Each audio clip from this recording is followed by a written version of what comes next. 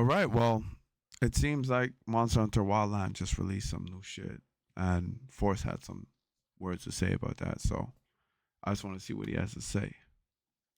All right, so I got a ton of updates for Monster Hunter Wilds today. Over the past several weeks, we've seen the release of 2 brand new gameplay trailers, a developer recap video. There were a bunch of updates to the official website, which gave a ton more detail about the game. And out of Summer Games Fest came a ton of hands-on impressions, all of which comfortably have nudged Monster Hunter Wilds to at or near the top of my most anticipated games of 2025. Like, this is looking fantastic, although I think the English voice acting is hilariously awkward, and I could do without the talking palicos. Aside from that, why are palicos talking? Why do game companies have to change shit that works? Don't do the talking palicos. If anything, do maybe one special talking palico that you can only hear, like because of some story plot. Don't switch up the narrative more than it has to be, man.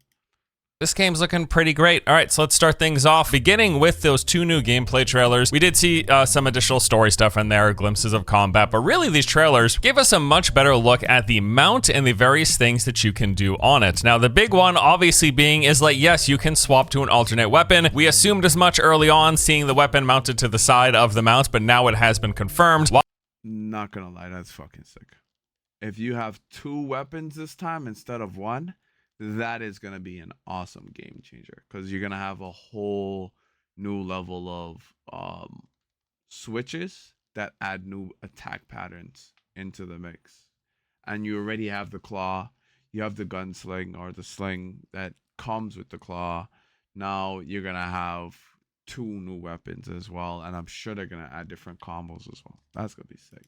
While riding, you can just pull out the second weapon and start using it, which brings me to the next big thing we learned, and that was that there's mounted combat. We saw examples of both ranged and melee options, with the character attacking with a ranged weapon from the back, and then swiping with a melee weapon, even doing a dismount attack, which was really cool to see. We can also use consumables while riding. We can gather objects from a distance with the hook slinger. We also saw interactions with environmental objects, like dropping rocks onto a pack of pursuing monsters. And lastly, we saw that you can clearly summon and jump on your mount while in the midst of combat. This happened on a few occasions throughout both trailers. So pretty cool stuff. The mount is going to do like most of everything that you can do, but I mean, you can't do all your move sets. There's probably only gonna be like a handful of attacks that you can do from the back of the mount, but nevertheless, 3 new monsters got revealed and named. So first there is the Dashaguma. This is that super aggressive fanged monster that's very...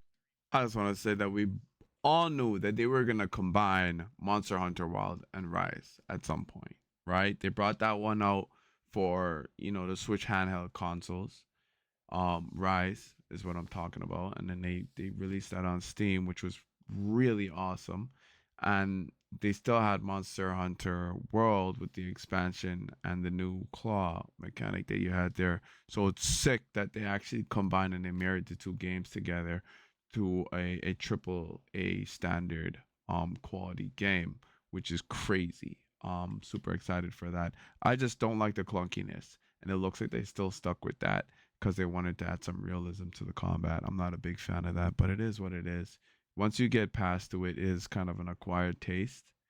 Like you get accustomed to it. So bear-like. We see it standing up on its hind legs with a very bear stance. These look to be able to travel in packs. There was the Chatacabra. This was that armored frog gorilla-looking hybrid with that super sticky tongue it's constantly lathering itself with. Apparently, it's got this adhesive saliva that it will use to affix stones to its forelimbs, making for stronger attacks. And then there were the Balahara. These are leviathans that live in the desert, the ones that were almost swimming through the sand. They shoot this tar-like substance. I'm assuming it slows you down, at least damages you, and then they can create these quicksand traps, and they also appear to travel in packs. Once again, in these trailers, they also showcase their dynamic changing weather conditions with the sand and lightning storms rolling in. This is going to play a big role in the game, which we learned a bit more details about later on. We got a short glimpse of the new focus mode. That is fucking sick. Dynamic weather changing? That's crazy.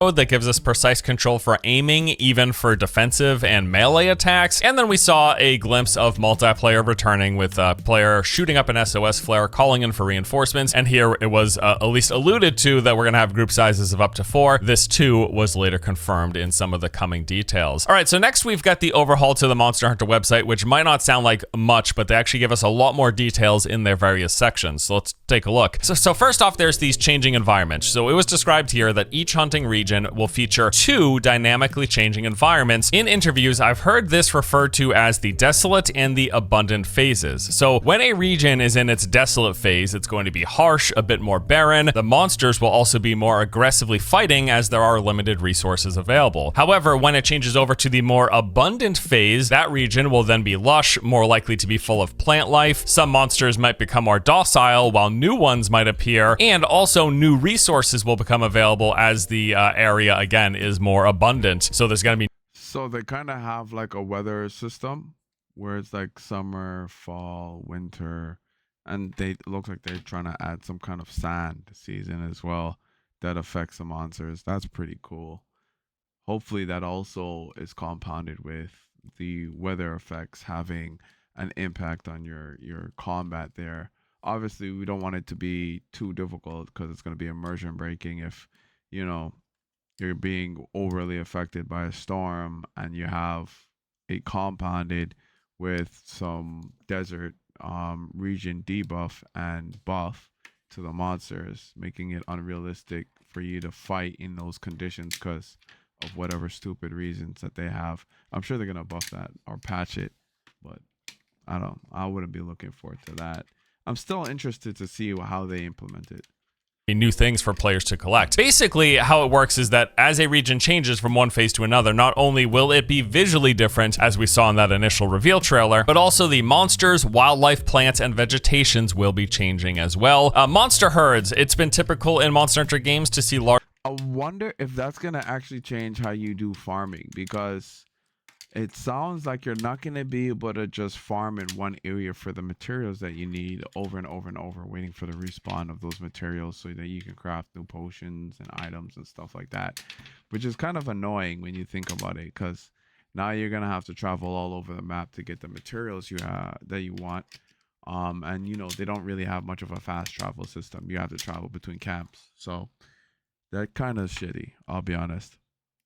Large packs of smaller creatures running around. Well, in wilds, many of the larger monsters will be roaming in packs or herds as well. In addition, wilds will be continuing and expanding upon their ecosystem mechanics, with creatures fighting for territory, having particular enemies, and quarreling over food. Let's talk about the mount. Beyond acting like a transportation vehicle, this comes with a bunch of other additional useful features, many of which we covered in those initial trailers, but there's some more details here. For one, it can automatically guide you to your current objective or any location that you've marked on the map. Now, the lore reason for this is that it's got a great sense of smell, but that automatic means automatic. You pick somewhere to go and the mount will bring you to there without you having to put any additional input. We learned this from some of the hands-on impressions. Okay. You say mount, go here, the mount just makes the trip and you sit back and relax if you want to. They also point out that you can use your slinger and certain kinds of ammos while mounted. They specifically noted you will be able to heal yourself, do things like sharpening your weapon, and then the material gathering while on the move. And you can also stash that extra weapon in the weapon swing, as we have seen. And from what I understand, that weapon swap isn't just while on the mount, so you can jump on the mount, swap weapons, and then jump off the mount using that new weapon. I would also be curious if you can weapon swap without mounting. Like, can you call the mount but not do the mount animation and just pull the weapon off of the side of the mount? That would be cool. So you're not gonna have the combination swaps that I was talking about, I guess. So there's not gonna be any combos between switching weapons. The weapon's just the convenience factor of having maybe another weapon just in case one doesn't work as well for different phases, especially of fighting a monster. That kind of sucks. know as of the moment. All right, the ecosystems. So the one that we know of right now, the one that we've seen so far, is the Windward Plains. This is going to be the first new hunting locale we'll visit. All of the gameplay that we've seen has been from this one region. Sandy deserts, swaying grasslands, and twisting rock formations make up just some of the areas we'll explore here, and only some, because these maps are at least twice the size of those in World. The 14 iconic weapons are coming back, all 14. They're returning. There's going to be some new features and moves and attacks for every single one of those weapon types, but if you like, come on, bring out a new weapon. You've been using the same weapon types for how long, right? The only new weapon that they brought out was that stupid horn. What was it? The hammer horn, if I'm correct, right? From the previous games.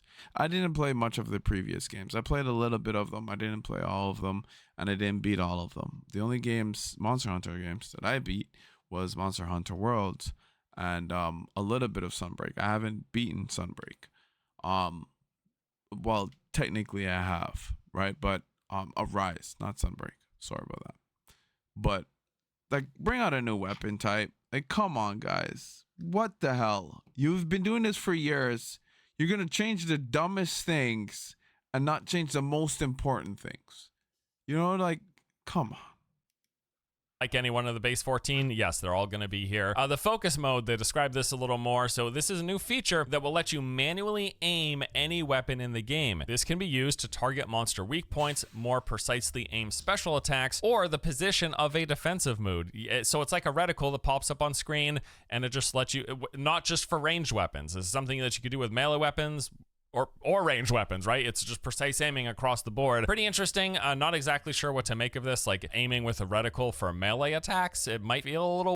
It's gonna be weird doing that, just because the combat in itself is very slow paced when you think about it. It's not like fast. It's not like Black Desert, my bad, like Dark Souls fast, right? It's not like Wild Hunt fast, like Wild Hearts, right? Where like everything you're doing is like your attack, dodge, dodge, right? Like everything is attack, dodge, wait for an opening after he's done having his little fit, attack, dodge, wait for an opening, use an item to stun, right? Some of the vets might be able to just do the attack, dodge, attack, counter, attack, heavy attack, counter, shit like that. I've seen videos where it's crazy, but the combat's already slow paced, and making it so that there's a little bit more preciseness when you're attacking. Like, it's gonna be cool to be able to readjust my character while I'm fighting, just due to the fact that sometimes when you're fighting a monster hunter, you're stuck in one position and that monster is moved out of the position slightly, so your attack's gonna land just before hitting him, or it's not even gonna hit him anywhere, right? Just because of how the combat is with them. So it is cool that you'll be able to readjust. I'm hoping that's a little bit more quick.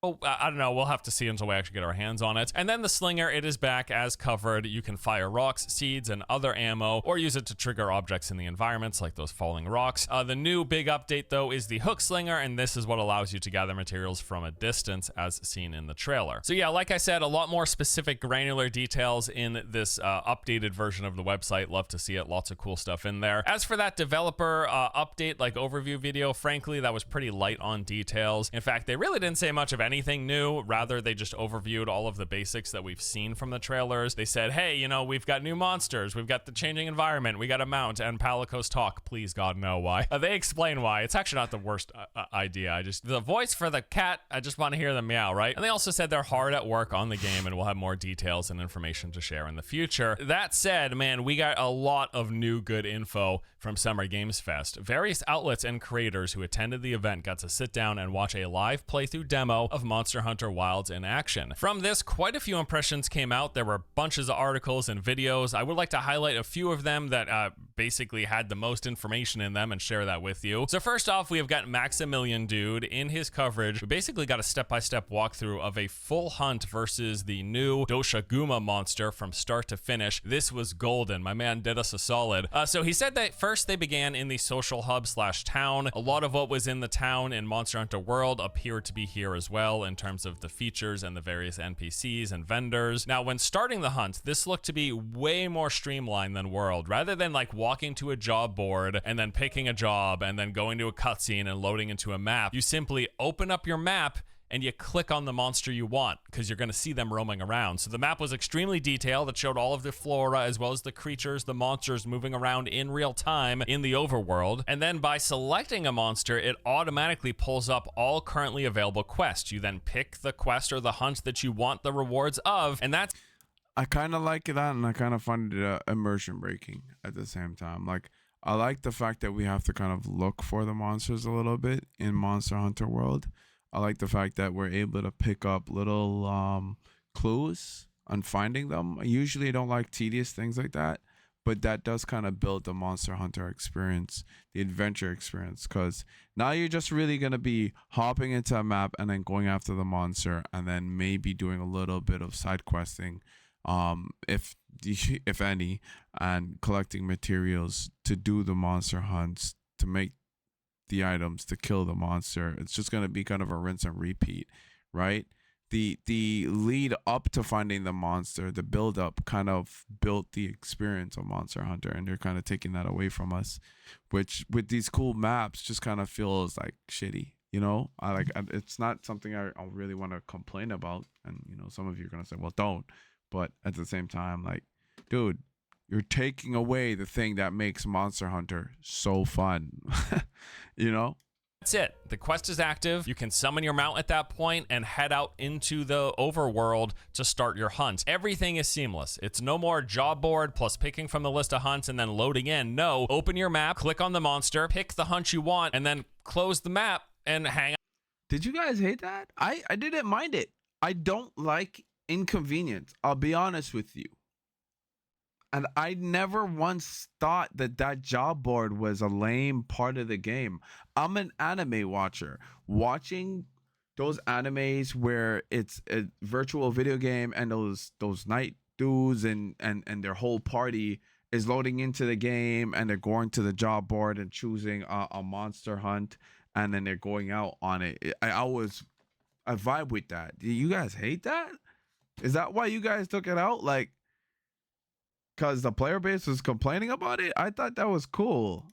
Out in town for a bit, ride around to pick up some herbs, or go straight towards the hunt. However you want to do it, it's totally up to you. So while they were riding out, he mentioned as they were heading towards the Doshiguma hunt, the player that was playing was collecting resources using that new hook slinger to pull it towards him. It was also then where they started explaining that the map sizes in Wilds are roughly 2 to 3 times bigger what we saw in Monster Hunter World. So take the size of the maps you remember from World and double and or triple it.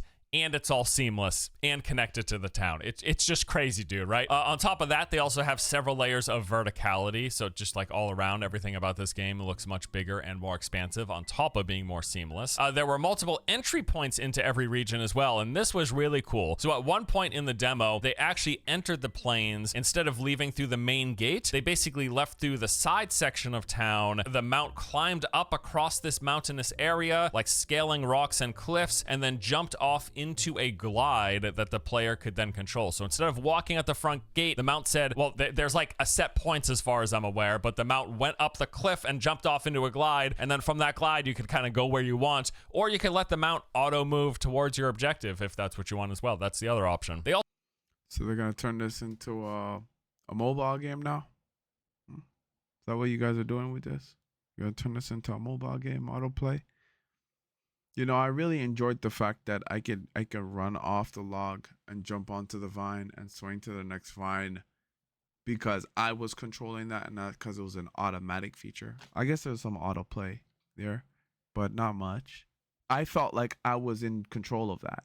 When I ran up the log and I jumped to another log and I crossed the vine and I control where the vine is going and I wanted to go onto another log that was part of a path that was hidden, I felt like I did that. I didn't feel like that was an autoplay feature. Please don't take that shit away. Please don't do that.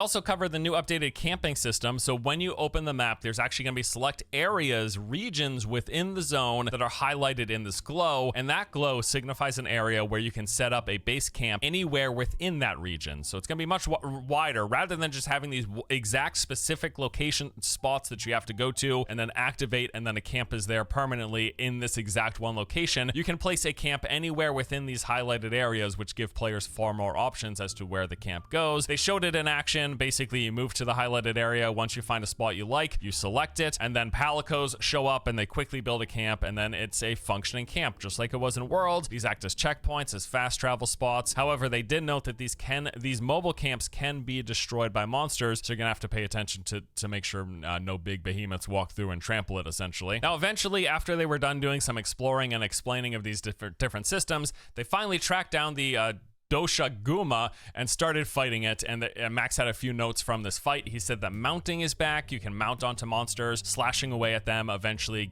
getting a big topple attack. There was also new topple attack animations for every weapon. There's new sneak attacks, like in World and stuff. You could sneak around and crouch and be undetected and then like get a surprise attack, but it's an actual mechanic now. So if you sneak up to a monster and you remain undetected the whole time, once you get close enough, now a new pop-up icon will appear. If you activate, gives you this massive surprise stealth attack damage bonus, right? So instead of like sneaking and then setting up your own bonus, maybe throwing down a barrels and charging up an attack, there's actually a sneak attack mechanic if you remain undetected in the game. It's just something that you can just do. He mentioned seeing the fact that you could jump off and immediately attack, and we did see that in the trailers with that, what I would call like a dismount attack. And he made note of the clash attacks. So depending on the weapon that you're using, you can actually clash with monsters. We saw this in the trailer with the hunter holding their sword in the monster mouth. That's not just a cinematic, that is a mechanic. It's a clash mechanic. If you get into a clash phase, So they took that from Vindictus, just so you guys know.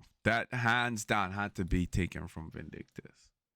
it's like a duel, and if you win, you're gonna end up doing some big damage against them. And they say that as it happens, like you're fighting in the normal perspective with the camera behind your hunter, right? You're doing your thing. If you enter clash mode, the camera actually zooms in to that cinematic looking perspective with you seeing your weapon jammed into their mouth. And then I'm assuming there's some like hit X as fast as you can, and if you do it better than the monster, you win the clash and you get that extra damage. Every player's gonna win that because they always make it so easy.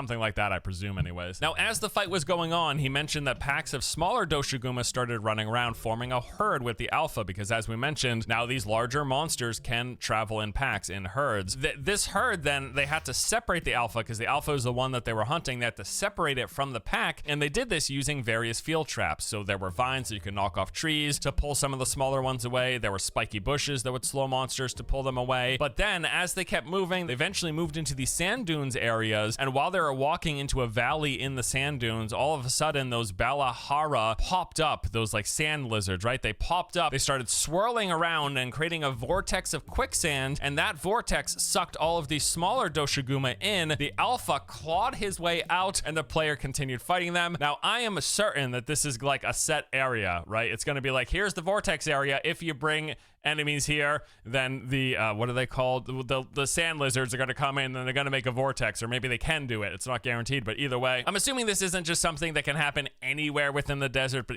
regardless, it's a cool additional mechanic, and I assume other things like this throughout that map and the other maps are going to be present that you can lure packs into to separate the packs from the alpha that you're trying to hunt. He may note that generally combat looked and felt grounded and slow-paced along the lines of World. Also said that during the hunt, that's when the sandstorm started rolling in that we've seen in the trailers. You could see it coming from a distance. It then quickly engulfed the area, darkening the sky, changing the whole color palette of the region, and then lightning strikes started happening all around. This created new hazards. Monster behavior changed. Monsters were getting struck by lightning. The player could get struck by lightning. So the fight continues. More monsters showed up, including that crazy lizard dragon from the trailer. The player lured the Doshiguma towards the dragon's den, and then they got into a turf war, fighting each other for a while. While that was happening, the storm then cleared up, and with it, and this is super cool, as the storm left, it actually swept away a lot of the sand from the desert region and revealing underneath it a ton of plant life. Max said it felt like they were sort of moving into a spring season. More wildlife started showing up, and as we learned, other new resources are also available as well. The player then called in an SOS chest with a flare. 3 other players showed up, although this was AI in the presentation. Eventually, the monster got low enough that it ran back to heal. They followed it, tossed a few barrels, because you can now pick up and like throw barrels,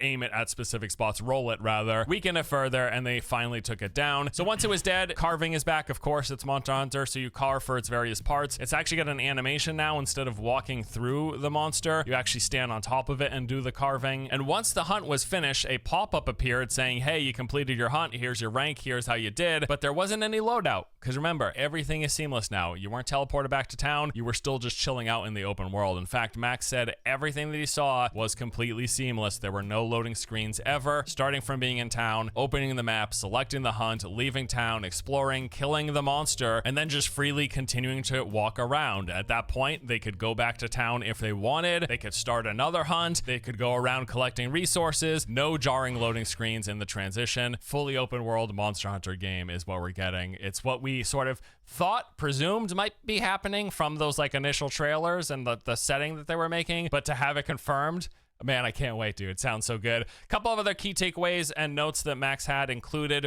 He said that this was his game of the show. He thought it looked amazing. There were some performance issues, although it's worth noting they have like a year to iron those out, fortunately. Overall, though, despite some performance issues, he said overall it looked quite polished, very next gen. Great animations for the hunter, the monsters, the riding, the mount, the attacks. Everything looked top notch. He made note of dynamic music that would change depending on what was happening. So there'd be like basic environmental music, and then music during a chase, and then music during combat. Super detailed cooking is back. He also said that he thinks this is going to be Capcom's biggest game ever. It's one of the most impressive that he has seen this generation from anyone, and I don't know about you guys. I always thought the cooking sucks. As somebody who is a cook, I never found it like anything crazy. Like it wasn't that elaborate.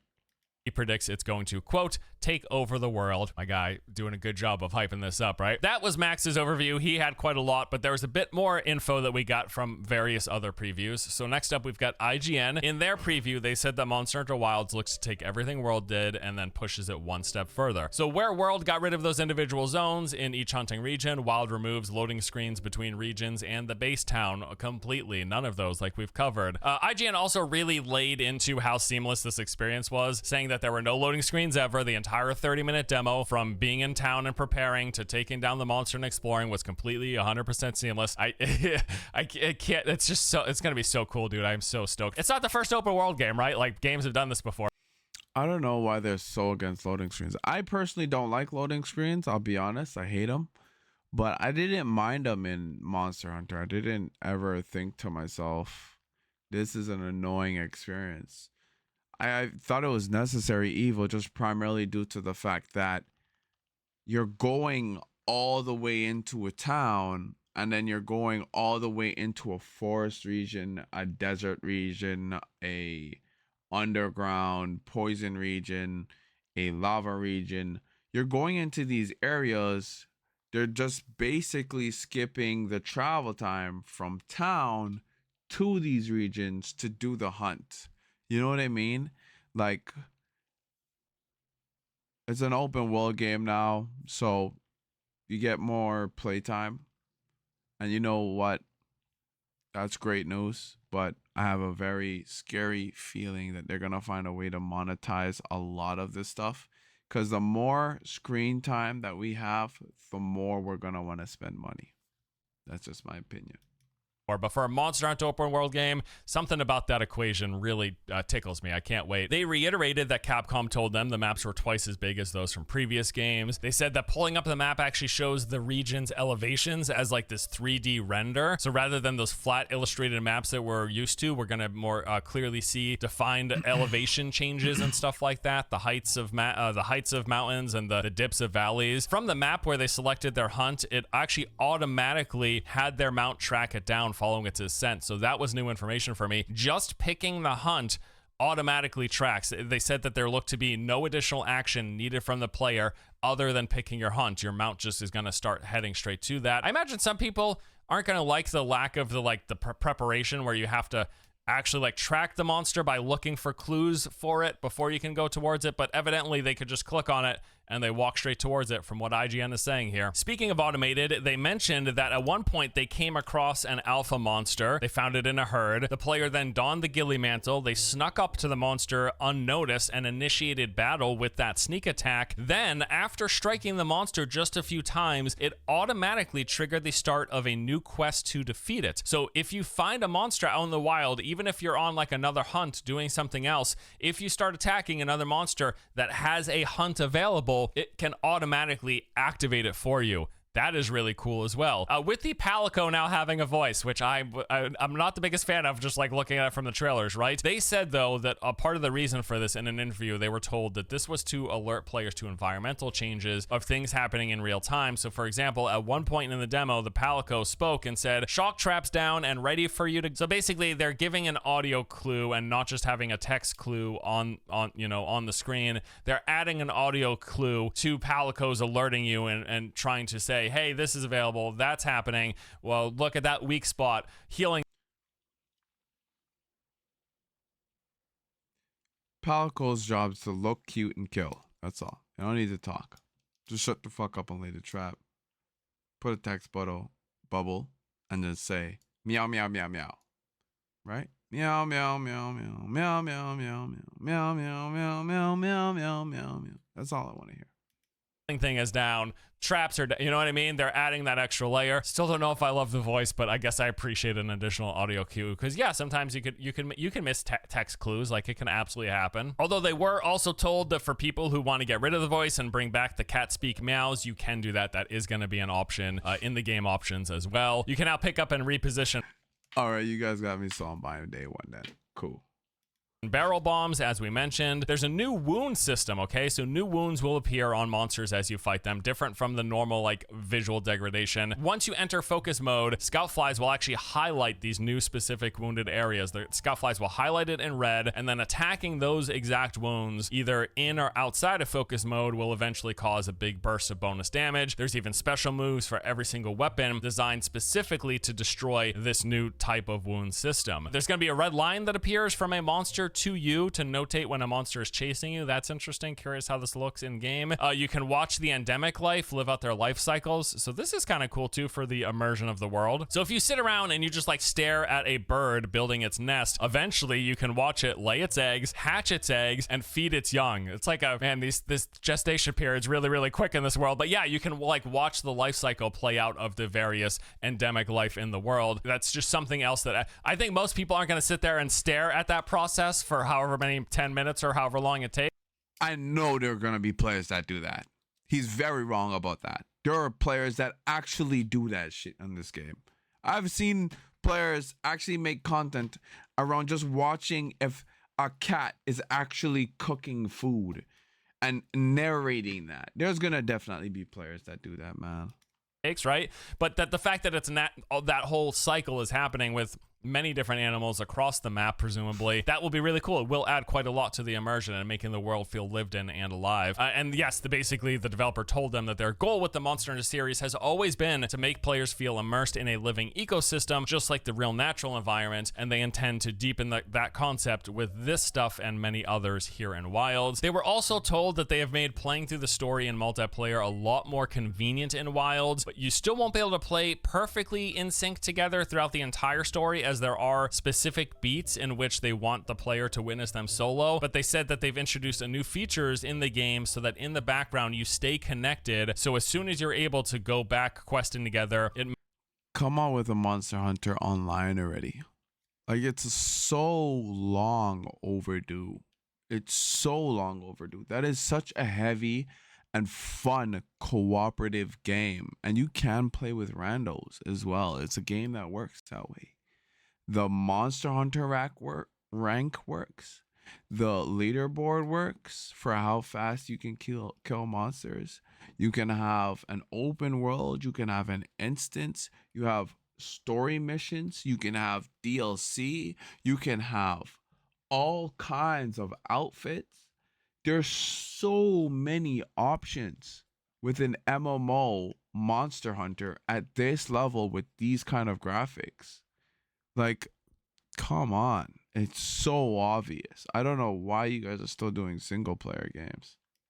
match you up quickly, and you can seamlessly go back into multiplayer. So rather than like forcing a disconnect or forcing you to not be in a group to do these solo stuff, it seems like you can play together. If you come to a point where you both have to do this part of the story solo, that can happen, but then once you're both done, you're just going to be grouped right back together. So those were the two like most detailed previews. There is one other I'd like to highlight here really quick. So Andrew Ross of my favorite MMO news site, Massively OP, he had this to say about I don't think they should have done that, but you know, who cares what I think.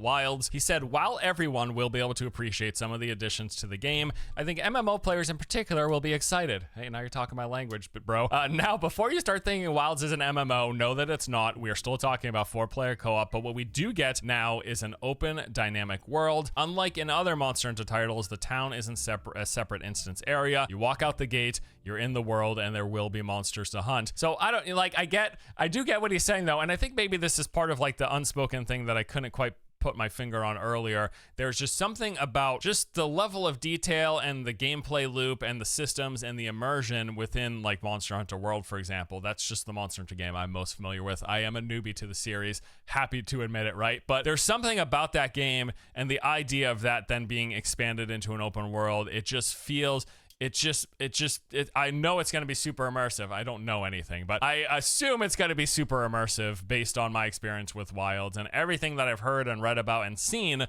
from the previews, from the gameplay trailers, from these hands-on demos, from the interviews. It just sounds like all the pieces are falling into place for like a potentially stellar game. Like, I am super pumped. Really, there's no other way to put it. He did have a few notes as well from his time with the preview that I want to highlight here. So this is actually where I learned that you can now make meals in the field specifically. So in the past, this was restricted to towns and bases. Cooking the field was restricted to meat. Now you can make full-on meals. The meals, the super buffs that you get in, that can happen while you're out in the field. Awesome to hear. The map wasn't just big, but also very populated. He mentioned that there was a ton of different, all the endemic wildlife you're going to see. You're going to see all the big creatures moving around. You're going to see the flora and the fauna. Big map, lots to it, lots to explore. He mentioned that when the storm moved in, he actually had some specific examples of changes that took place. So as the storm came in, the herbivores left the location. Thunderbugs showed up, and these actually could act as lightning traps. And then lightning was also randomly striking not just the monsters, but it could also hit you. There'd be like a detection quickly, like on the ground, and you'd have to dodge out of the way before it strikes. He mentioned the fact that monsters can now set traps, like there's the new Balahara Leviathan being one of them, creating those deep sand traps. Apparently other monsters are going to have other similar mechanics where they can set their own traps, which you can use to your advantage, or you can end up falling into. And then what looked to be glowflies appear to tip you off to wildlife that may shock or stun monsters, or ledges you can grapple with. There'll be certain trees you can knock down to tangle up monsters, or you can run into tight spaces to avoid monsters, but glowflies are back, or something like glowflies, tipping you off to things in the environment that you should pay attention to. And then also apparently this was confirmation that you can call in NPC hunters. Now initially I was told, I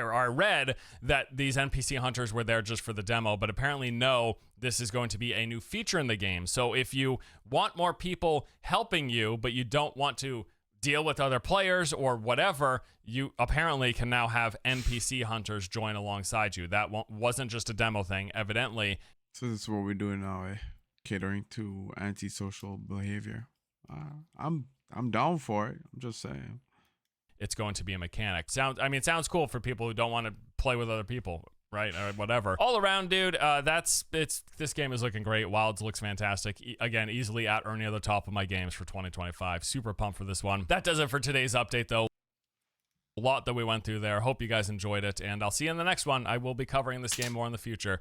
You can count on it. Thanks so much. See you guys later. Take it easy.